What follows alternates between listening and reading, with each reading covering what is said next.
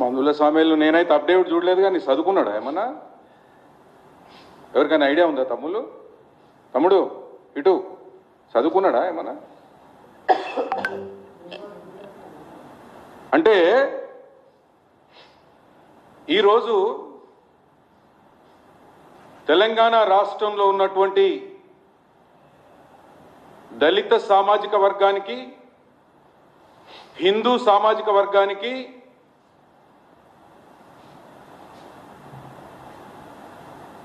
విద్వేషం లేని భారతీయ జనతా పార్టీ నరేంద్ర మోడీ గారు అంటే అభిమానించేటటువంటి క్రైస్తవ సమాజానికి నేను అప్పీల్ చేస్తున్నాను. ఇదేదో మందుల సామేలు అనుకోకుండా మాట్లాడినటువంటి మాటలు కాదు. దీని వెనకాల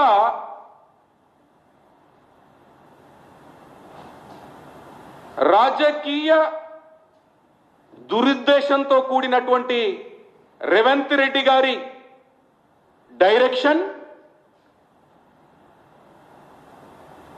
పిసిసి చీఫ్ అయినటువంటి మహేష్ కుమార్ గారి యొక్క ప్రణాళిక అంతర్గతంగా దాగి ఉంది. దయచేసి తెలంగాణ రాష్ట్రంలో ఉన్నటువంటి హిందూ సమాజం, భారతీయ జనతా పార్టీ కార్యకర్తలు, నాయకులు, తెలంగాణ రాష్ట్ర ప్రజలందరూ కూడా దయచేసి గమనించాలి. వాస్తవంగా మా సోదరులు మాట్లాడినట్టు మందుల సామేల్ అనేటటువంటి వ్యక్తి గురించి మాట్లాడడానికి, అంటే భారతీయ జనతా పార్టీలో ఉన్నటువంటి కార్యకర్త కూడా ఈ తెలివి తక్కువ దద్దమ్మ గురించి, ఈ మూర్ఖుడి గురించి మాట్లాడేటటువంటి అర్హత లేనోడు. దానికి మా సీనియర్ నాయకులు, స్పోక్స్ పర్సన్స్, మా ఎమ్మెల్యేలు,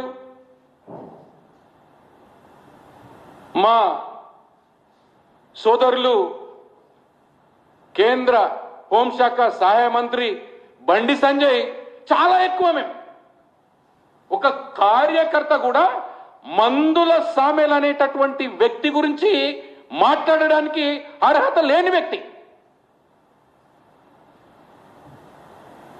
ఒక అజ్ఞాని, చదువు లేనోడు, దళిత ముసుగులో ఉన్నటువంటి దళిత ద్రోహి. నేను ఇస్తున్నటువంటి స్టేట్మెంట్స్ అన్ని కూడా ఆధారాలతో సహా చెప్పడానికి నేను సిద్ధమయ్యా ఈ ప్రెస్ మీట్కి వచ్చాను. దళిత ముసుగులో ఉన్నటువంటి దళిత ద్రోహి, ఎస్సీ కులాన్ని అడ్డం పెట్టుకొని ఉద్యమకారుడని చెప్పుకుంటూ చెలామణి అవుతూ, ఇసుక దందాలు చేస్తూ, వ్యాపారులను భయభ్రాంతులకు గురి చేస్తూ, వాళ్ళ దగ్గర బిచ్చమెత్తుకొని వైన్ షాపుల్లో వసూలు చేస్తూ, మరి ఆ పేరులోనే ఉంది ఆయన క్యారెక్టర్ ఏందో. ఆ పేరులో మాటలు అవసరం లేదు, ఆ పేరులో ఉంది మందుల సామేల్. నాకు తెలిసి ఎప్పుడు 24 hours ఆన్లో ఉంటాడో నాకు అర్థం కాదు. మరి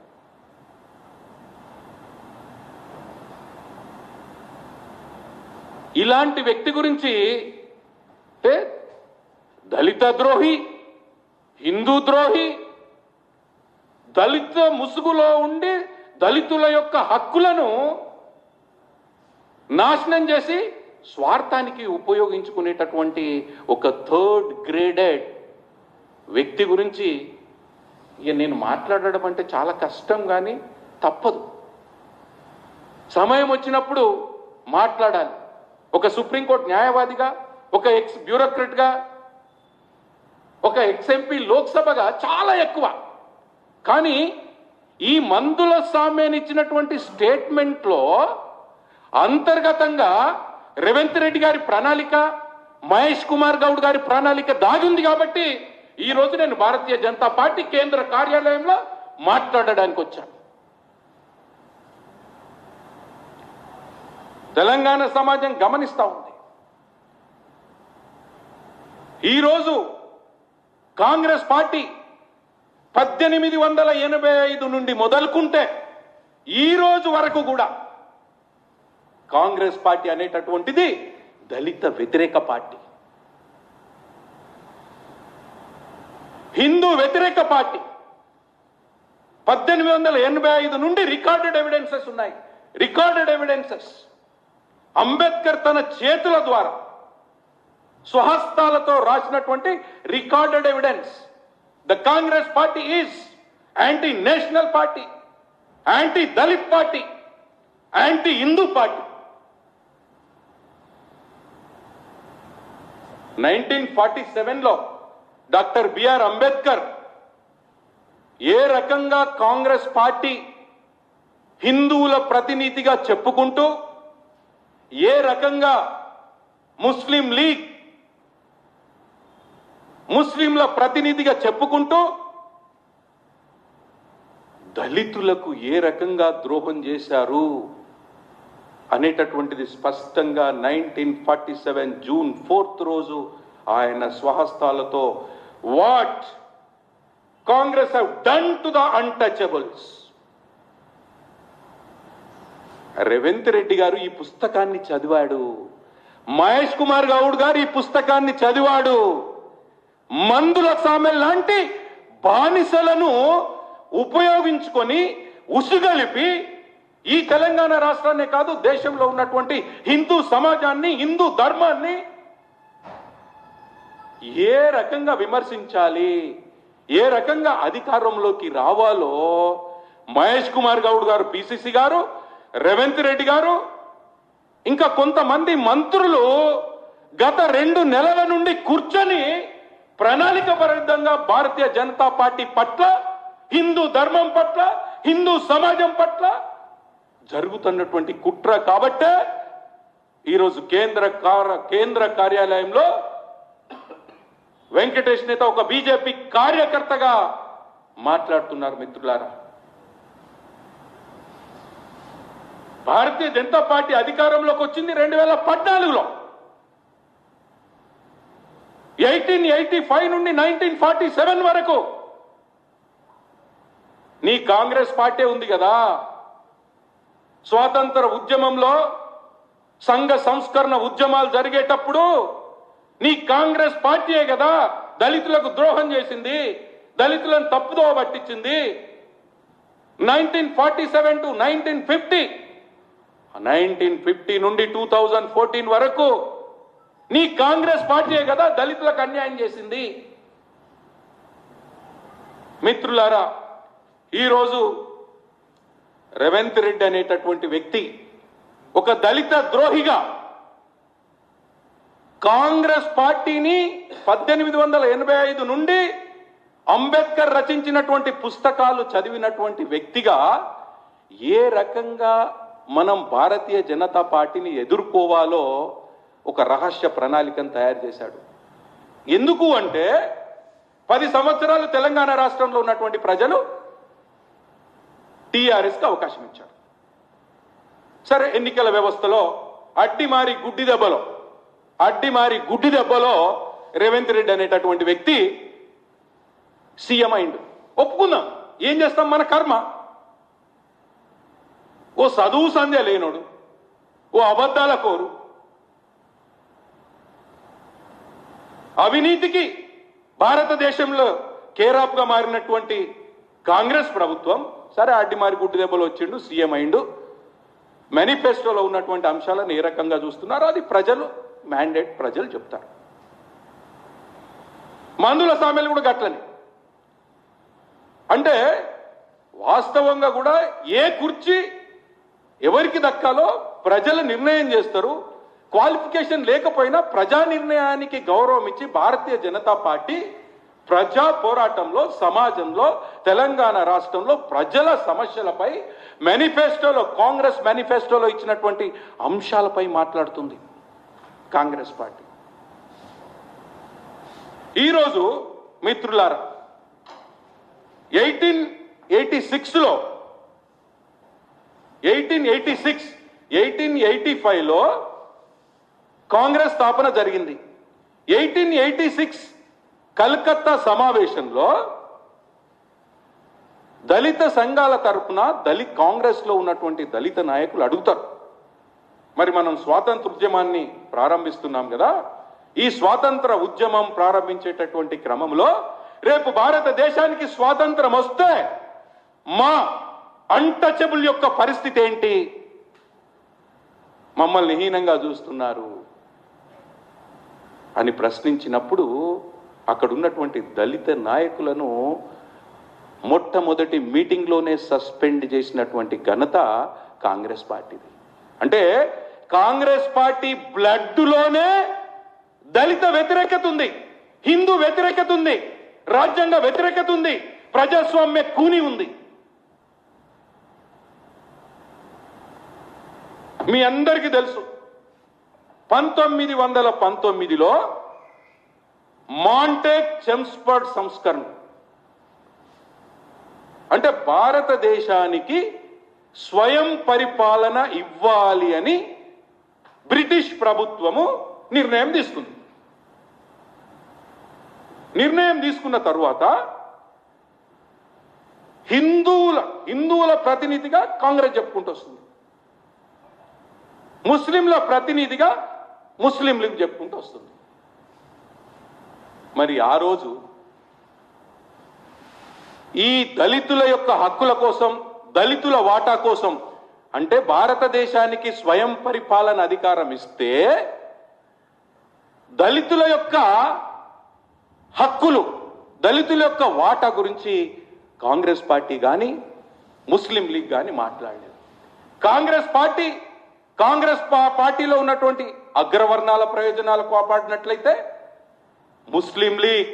ముస్లిం లీడర్ల యొక్క ప్రయోజనాలని కాపాడుకున్నది. అందుకే కాంగ్రెస్ లీగ్ ఫ్యాక్ట్ అని వీళ్ళిద్దరు కుమ్ముక్కైనరు.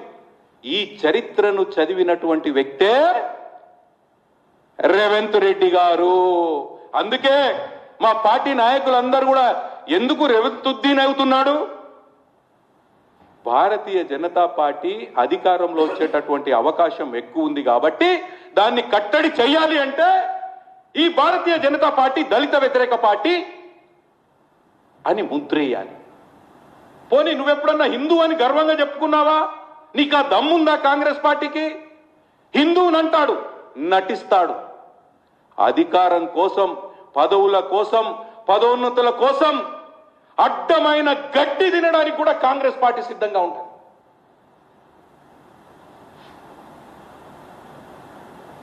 మరి ఈ క్రమంలో చందా వాడ్కర్ అనేటటువంటి హిందూ సంస్కర్త, ఈ సమస్య అంతా ఒక బ్రాహ్మణ పూజారి వేద మంత్రాలను చదువుతున్నప్పుడే కదా వచ్చింది.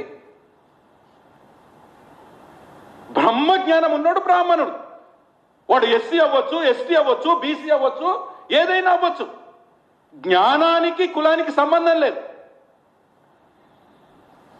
కాబట్టి అప్పుడు ముస్లిం లీగ్ హిందూ ప్రతినిధిగా చెప్పుకుంటున్నటువంటి కాంగ్రెస్ ఒక్కటయ్యి 2014 వరకు తప్పుడు హామీలనిచ్చి, అబద్ధాలు చెప్పి, ఒక నీతి, ఒక జాతి, ఒక న్యాయం, ఒక ధర్మం లేకుండా కాంగ్రెస్ పార్టీ అధికారంలోకి వచ్చింది. మన రేవంత్ రెడ్డి గారు కూడా ఇదే ప్రిన్సిపుల్ ని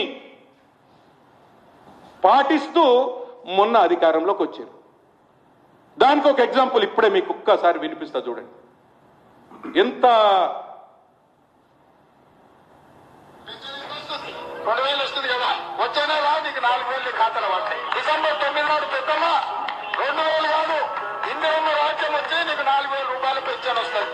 ఎవరు నడుపునే పర్లేదు. షాదీ ముబారక్ కళ్యాణ లక్ష్మిలో ఈ రోజు 1,00,000 రూపాయలే వస్తున్నాయి. ఈ నెల అయితే 1,00,000, వచ్చే నెల మీరు తీసుకుంటే 1,00,000తో పాటు తెలంగాణలో ఉండే పెళ్ళయ్య ప్రతి ఆడబిడ్డకు తులం బంగారం ఇవ్వడం ద్వారా ఈ తెలంగాణను బంగారు తెలంగాణ చేసే బాధ్యత కాంగ్రెస్ పార్టీ తీసుకుంటుంది.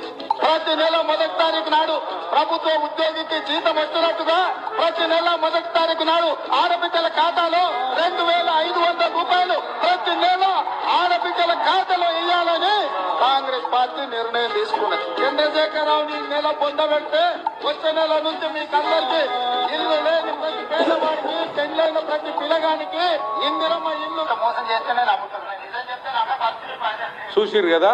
అంటే ఈ పాపం అంతా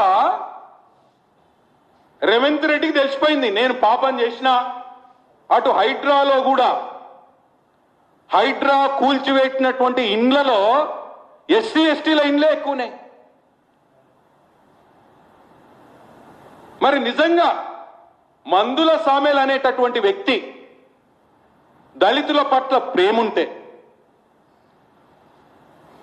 దళితుల పట్ల నీకు కన్సర్న్ ఉంటే, ఏ రోజన్నా ఈ తెలంగాణ రాష్ట్రంలో జరుగుతున్నటువంటి దళితుల మీద జరుగుతున్నటువంటి దాడులను నువ్వు ప్రశ్నించినవా, అడిగినవా? సిగ్గుండాలి. మొన్నటికి మొన్న నాగర్ కర్నూలులో ఒక దేవాలయంలో కాంగ్రెస్ మనువాది, నువ్వు మమ్మల్ని అంటున్నావు కదా, మేము హిందూవాదులం, అఖండ భారతదేశం కోసం, హిందూ ధర్మ రక్షణ కోసం ఎస్ భారతీయ జనతా పార్టీ అహర్నిశలు కొట్టడానికి సిద్ధంగా ఉందా? నువ్వు ఆడి దగ్గరికి పోతేనేమో రేవంత్ రెడ్డి నేను రేవంత్ ఉద్దీన్ అంటావు నీ పబ్బం గడుపుకోవడానికి. మాదిగలను ఓటు బ్యాంక్ చూసేసి రేవంత్ మాదిగానంటావు. ఇవన్నీ చెప్పించుకుంటాడు. చూడండి, ఆ స్టేజ్ మీద ఉంటాడు, స్టేజ్ మీద ఉండి ఆ స్టేజ్ మీద ఎవరన్నా మాది ఎమ్మెల్యేనో మంత్రి ఉంటే నన్ను ఇట్లా అని చెప్పేసి ప్రణాళికబద్ధంగా చెప్పించుకుంటాడు. సేమ్ ఇప్పుడు మందుల సామేల్ని ఒక పావులాగా వాడుకొని భారతీయ జనతా పార్టీకి తెలంగాణ రాష్ట్రంలో కులాలకు అతీతంగా, మతాలకు అతీతంగా యువకులు, మహిళలు, వృద్ధులు, ఉద్యోగులు, నిరుద్యోగులు అందరూ కూడా ఓటేయడానికి సానుకూల వాతావరణం ఉంది కాబట్టి మళ్ళీ నేను అధికారంలో రాకపోతే మళ్ళీ చిప్పకూడు తింటాను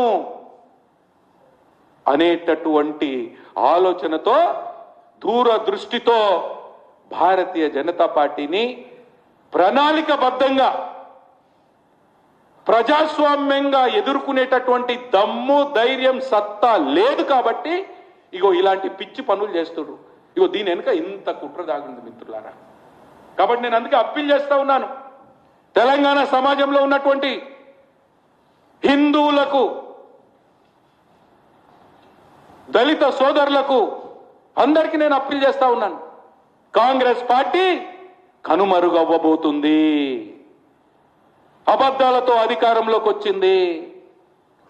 సో ఆ క్రమంలో 1920లో దళితుల హక్కుల కోసం పోరాటం చేసినటువంటి వ్యక్తి చందా వాడ్కర్ డిప్రెస్డ్ క్లాసెస్ సొసైటీని స్థాపించి ఎస్ రేపు స్వాతంత్రం వస్తే నిమ్న జాతుల యొక్క వాటా ఏంటి, నిమ్న జాతుల యొక్క హక్కులేంటని మాట్లాడినటువంటి వ్యక్తి, ఒక బ్రాహ్మిన్ సమాజానికి సంబంధించినటువంటి వ్యక్తి, హిందూ సంస్కర్త చందా వాడ్కర్.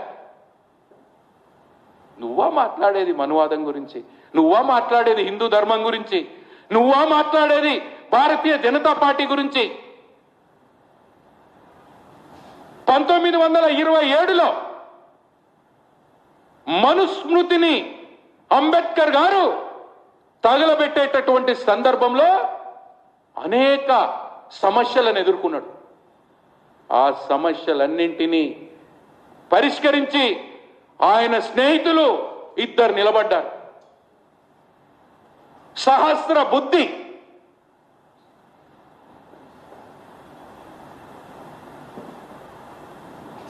వాడేకర్, ఇద్దరు కూడా బ్రాహ్మణ్, హిందూ బ్రాహ్మిన్స్.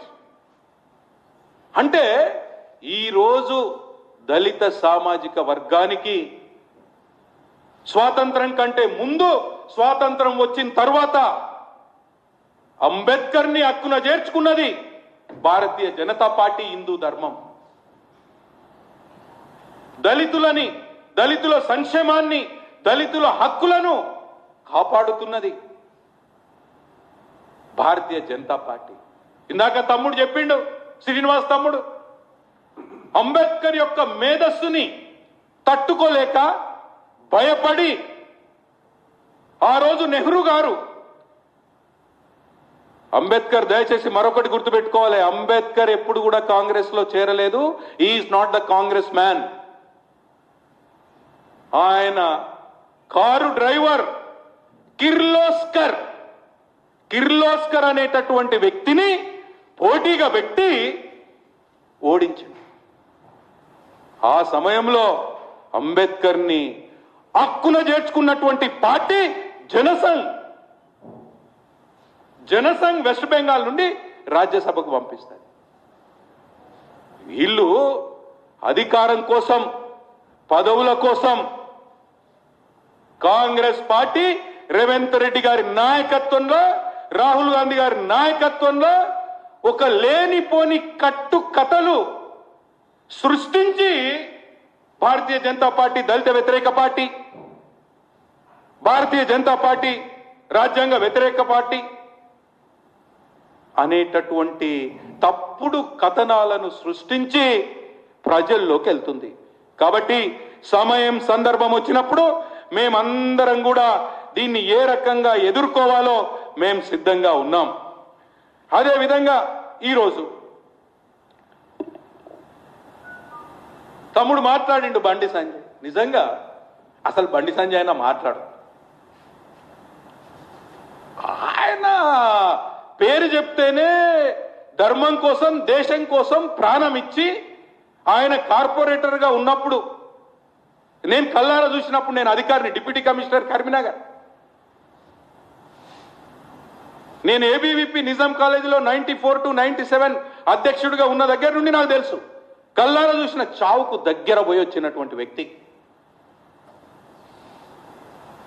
ఈ మందుల సామెల్ చిల్లర. గాయన గురించి మాట్లాడేంత దమ్మున్న, క్వాలిఫికేషన్ ఉన్న, క్యారెక్టర్ ఉన్న వ్యక్తి ఆ మందుల సామెల్. ఇప్పుడు ఏమైపోయింది? అంత రివర్స్ అయిపోయింది. ఏదో అనుకున్నాడు రేవంత్ రెడ్డి గారు కూడా, మహేష్ కుమార్ గౌడ్ కూడా ఆలోచించిండు, అరే ఏదో అనుకుంటే ఏదో అయిపోయిందని చెప్పి. ఇప్పుడు దేన్ని ఒక రక్షణ కవచంగా ఏం తీసుకొస్తున్నాడు? ఇది కూడా మహేష్ కుమార్ గౌడ్ రేవంత్ రెడ్డి గారు ఇచ్చినటువంటి సలహానే. ఇగో నువ్వు దళితుని అని చెప్పేసేసి, ఇక ఈ మొగోడి మీద బండి సంజయ్ వాళ్ళు పోటీ చేస్తేనంట, రా చూసుకుందాం, దళితులు అందరూ ఏకమవుతారు, నేను మాదిగ బిడ్డను అనేటటువంటిది ఇప్పుడు గుర్తొచ్చింది. ఎప్పుడైతే ఈ బూతులు మాట్లాడిన థర్డ్ గ్రేడెడ్ ఫెలో, యావత్తు దళిత జాతి సిగ్గుపడుతుంది.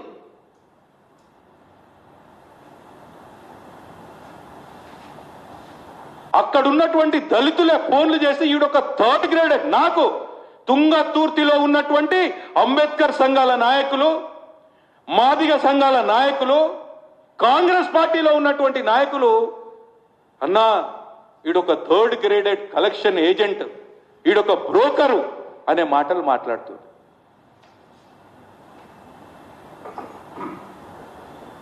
నిజంగానే చలో నువ్వు మాదిగ బిడ్డ, నేను మాదిగ బిడ్డ కాకపోయినా నేను ఉద్యమం చేసిన, రైట్? వర్గీకరణ నువ్వు ఎప్పుడన్నా, మీడియా మిత్రులు అందరూ ఉన్నారు తెలంగాణ సమాజంలో, దయచేసి నేను తెలంగాణ సమాజంలో ఉన్నటువంటి ప్రజలందరికీ కూడా విజ్ఞప్తి చేస్తున్నాను. 30 సంవత్సరాలు వర్గీకరణ కోసం ఎంఆర్పిఎస్ ఉద్యమాన్ని స్థాపించి మందకృష్ణ మాదిగ గారు నిరంతరంగా పోరాటం చేస్తున్నటువంటి సందర్భం. ఈ 30 సంవత్సరాల్లో ఉద్యమకారుణ్ణి నేను పొడుస్తా, నేను అది అంటున్నాడు కదా, ఎక్కడన్నా ఎప్పుడన్నా వర్గీకరణ ఉద్యమంలో కనబడ్డా? ఎస్, మా గౌరవ నరేంద్ర మోడీ గారు కులాలకు అతీతంగా, మతాలకు అతీతంగా, మానవత్వమే ధ్యేయంగా, అఖండ భారత నిర్మాణంలో మానవత్వమే ధ్యేయంగా, ఎస్, మాదిగ సమాజము ఎన్నో సంవత్సరాల నుండి ఈ సమాజానికి దూరం ఉంది, అంటరాని వాళ్ళుగా చూస్తున్నారు, పశువు కంటే హీనంగా మాదిగ సమాజాన్ని చూస్తున్నారు. కాబట్టి ఈ మాదిగ సమాజానికి నేనొక ఈ సమస్యకు పరిష్కారం చూపెడతానని చెప్పి గుండెల నిండా ప్రేమతో మందకృష్ణ మాదిగ ఎంఆర్పిఎస్ నాయకుణ్ణి గుండెల మీద హత్తుకున్నటువంటి ఘనత నరేంద్ర మోడీ గారిది. భారతీయ జనతా పార్టీ ప్రధానమంత్రి ఇచ్చినటువంటి మాటకు కట్టుబడి మేము 3 నెలలు ఉద్యమం చేసినాం. వేల గొంతులు 1,00,000 డప్పుల కార్యక్రమాన్ని తీసుకున్నాం. ఎందుకంటే నరేంద్ర మోడీ గారు వర్గీకరణ చేస్తా అని చెప్పి మాటిచ్చి కేంద్ర ప్రభుత్వంలో అఫిడవిట్ ఫేవరబుల్ గా స్థాపించి సుప్రీంకోర్టు నుండి జడ్జిమెంట్ వచ్చేటట్టు చేశాడు. మరి నీ మాదిగ జాతి అప్పుడు కనబడలేదా? ఇప్పుడు కనబడుతుందా రక్షణ కవచం కోసం? కర్ల రాజేష్ అనేటటువంటి వ్యక్తి మొన్నటికి మొన్న లాకప్ డెత్ జరిగింది సూర్యాపేటలో. మరి ఆ మాదిగ బిడ్డ కోసం, ఆ దళిత బిడ్డ కోసం ఎందుకో పోలేదు? మరి అక్కడ మనువాదులు ఉన్నారు. ఆ మనువాదుని కాపాడుతున్నటువంటి డీజీపీ దగ్గర పోయి ఎందుకో వినత పత్రం ఇవ్వలేదు? కాబట్టి రాజకీయాల కోసము, స్వార్థం కోసము చిల్లర మాటలు మాట్లాడడం ఈ కాంగ్రెస్ నాయకులకు నైజం అయిపోయింది. కులాన్ని న్యాయం కోసం వాడండి, మతాన్ని ధర్మం కోసం వాడండి, అంతేగాని అధికారం కోసమో, ఆస్తులు సంపాదించుకోవడం కోసమో, దొంగతనం చేయడం కోసమో మేము ఏదైనా మాట్లాడతాము, ఏదైనా చేస్తామని చెప్పేసి మందుల స్వామిలాంటి అజ్ఞానులు మాట్లాడితే దళిత సమాజంలో ఉన్నటువంటి వాళ్ళే నీ నియోజకవర్గానికి వచ్చి నిన్ను బుద్ధి చెప్పేటటువంటి పని జరుగుతుంది. అందుకే రేవంత్ రెడ్డి గారు, మహేష్ కుమార్ గౌడ్ గారు, పొన్నం ప్రభాకర్ గారు కిలకిల కలకల నవ్వడం కాదు, క్యారెక్టర్ గా మారండి. రాష్ట్రం కోసం, తెలంగాణ రాష్ట్ర ప్రజల కోసం మీరిచ్చినటువంటి మేనిఫెస్టోలో ఉన్నటువంటి వాగ్దానాల కోసం దళితులకు ఏం చేస్తా ఉన్నారు, గిరిజనులకు ఏం చేస్తా ఉన్నారో దాని మీద దృష్టి పెట్టండి. ఎట్లాగో మీరు మళ్ళా రారు, మీ పని అయిపోయింది, అది రెండో ముచ్చట. సరే, ఎట్లా ఇంకో సంవత్సరం 2 సంవత్సరాలు ఉండాలి కదా. కాబట్టి మంచి పనులు చేయండి, నాటకాలు చేయకుండా ఉండండి. రానున్నటువంటి కాలంలో మీ అన్యాయాలు, మీ దళిత వ్యతిరేక విధానాలు ప్రజలు గమనిస్తా ఉన్నారు. భారతీయ జనతా పార్టీని రానున్నటువంటి కాలంలో ఆదరించబోతున్నారు. కాబట్టి ఇప్పటికైనా బుద్ధి తెచ్చుకొని రేవంత్ రెడ్డి గారు, మహేష్ కుమార్ గౌడ్ గారు మీరు బేషరతుగా క్షమాపణ చెప్పాలి. లేకపోతే యావత్తు తెలంగాణ రాష్ట్రంలో ఉన్నటువంటి దళిత జాతి మిమ్మల్ని చుట్టుముడుతుంది. దీని మీద ఒక సుప్రీంకోర్టు న్యాయవాదిగా మరొక అంశం కూడా మా పార్టీలో చర్చ జరుగుతూ ఉంది. మందుల సామ్యాల్ అనేటటువంటి వ్యక్తి ఎస్సీ కాదు, కానప్పుడు ఆ ఎమ్మెల్యే పదవికి ఎట్లా అర్హుడు? దీని మీద కూడా నేను న్యాయ పోరాటం చేయడానికి సిద్ధంగా ఉన్నానని చెప్పి తెలియజేస్తూ ఈ అవకాశం ఇచ్చినటువంటి మీడియా మిత్రులందరికీ పేరు పేరున కృతజ్ఞతలు తెలియజేస్తూ ముగిస్తా ఉన్నాను. జై బీజేపీ, జై భారత్.